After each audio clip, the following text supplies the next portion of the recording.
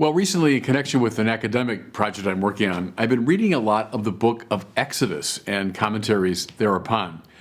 Exodus, I think you could say, is the story of how God is shaping Israel as his special people. I've said many times before, God chooses Israel not for its own sake, but for the sake of the world, that through Israel the world might be drawn to God. And I think the formation takes place in three basic stages in Exodus. The first one I call spiritual, second one moral, the third one liturgical. The spiritual formation takes place through the Exodus process. So the Lord delivers them from bondage in Egypt. They're slaves, they're powerless, they can't do it on their own. But by trusting in the Lord, they come to freedom. There's the basic spiritual formation, if you want, of Israel, to learn how to trust in the power and action of God. The second type of formation is probably the one that we're most familiar with in the book of Exodus, namely moral formation. So think of the great law that comes on Mount Sinai, summed up in the Ten Commandments. God indeed tells Israel, here's how I want you to behave. But then there's a third level.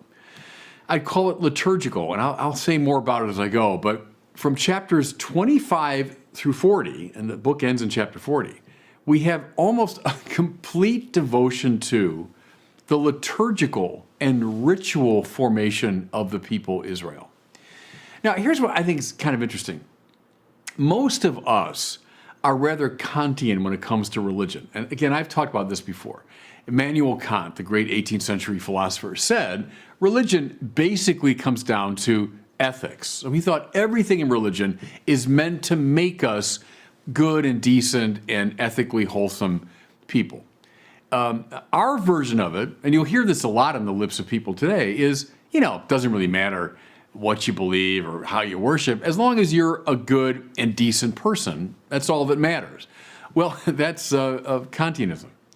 Now look, is the Bible interested in our moral formation? Yes, and Exodus is massively interested in it. Because if you want to be like the God of Israel, who is love and who is justice, well then you've got to become conformed to love and justice. Hence the very stringent moral formation. So far so Kantian. But see, what again is really interesting, that whole almost second half of the book of Exodus is devoted not to moral formation, but to liturgical and ritual formation. Can I give you just a couple of examples? But it covers almost that entire section of the book. But listen now, as they're describing how the Ark of the Covenant should be constructed. They shall make an ark of acacia wood. It shall be 2.5 cubits long, 1.5 cubits wide, 1.5 cubits high. You shall overlay it with pure gold. Inside and outside you shall overlay it. And mind you, this goes on for pages and pages. Here's a second one now about the ornament on top of the ark. You shall make 2 cherubim of gold. Make 1 cherub at one end, 1 cherub at the other.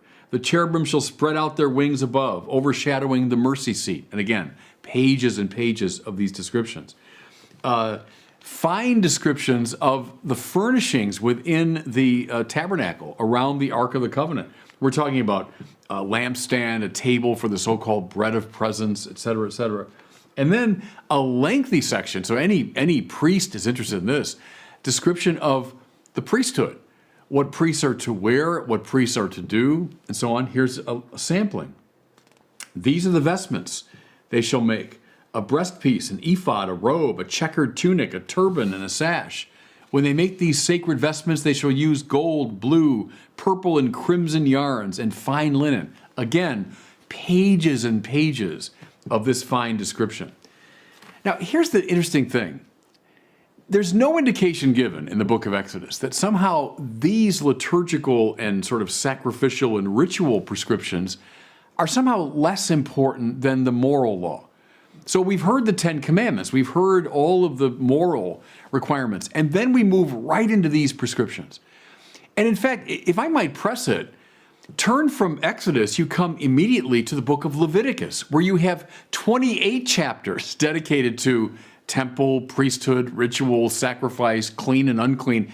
I mean, if anything, the biblical author seems more interested in the sort of ritual, liturgical side than the moral side. Okay, so what do we post-Kantians make of this? We who tend to think, well, religion's all about morality. Here's the first observation. God does not need any of this. So please don't fall into the trap of thinking that God has got some sort of psychological hang-up. God so needs to be praised and requires this kind of fussy devotion because of his personality problems. No. God has no needs. The God who made the whole universe from nothing can't possibly benefit from anything in the universe. It's not as though God is requiring all of this. If you doubt me, by the way, take a look at chapter 1 of the book of the prophet Isaiah and look at Psalm 50 sometime. Both give you a very clear sense of how God does not need any of the sacrifice and ritual and so on. But here's the point. We need it. What is all of this doing? And I mean everything from how the priest dresses to how he gestures, how he moves, what he does, sacrifices, what the Ark of the Covenant looks like. What does all of this do? It aligns Israel unto God. Sin basically comes down to a false form of worship. I make something other than God into the supreme value. All of these ritual and liturgical gestures and vesture are meant to align Israel unto God. If the moral law brings the will into line with God's will, all this liturgical law is meant to bring our minds and hearts and imaginations on line with the divine splendor. And see, all of that is of basic importance to the right ordering of the people Israel. Okay, now you're wondering, why is this bishop telling me all this? Well, because I think it does have a special relevance to our moment in relation to COVID. Now here's what I mean. For good reasons, now mind you, I'm not questioning this for a minute. For good reasons, we've had to, close the churches, and now people are allowed back, but in restricted ways.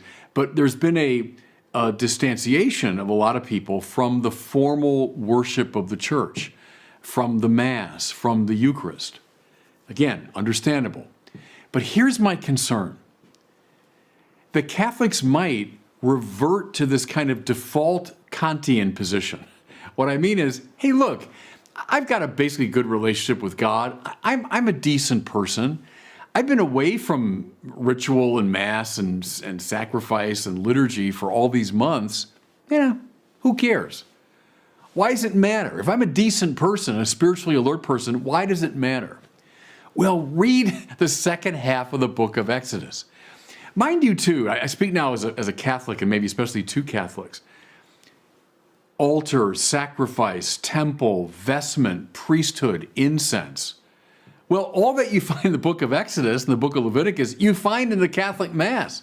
That's a hyper-biblical grounding. And not just Old Testament. Go to the book of Revelation. What do you find? As the seer looks into the heavenly court, this great liturgy going on, which involves priests and vestments and altar and sacrifice and incense and candles, etc. So the Catholic Mass is a continuation of this deep biblical instinct that we need liturgy, ritual, to keep ourselves on line. My fear is we're going to fall back into this kind of easy, moralism. No. The moral law is indispensable. A spirituality of trust, indispensable. But the second half of Exodus, liturgy, sacrifice, priesthood, prayer, all of that is also essential.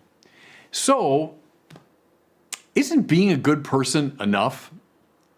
Short answer, no.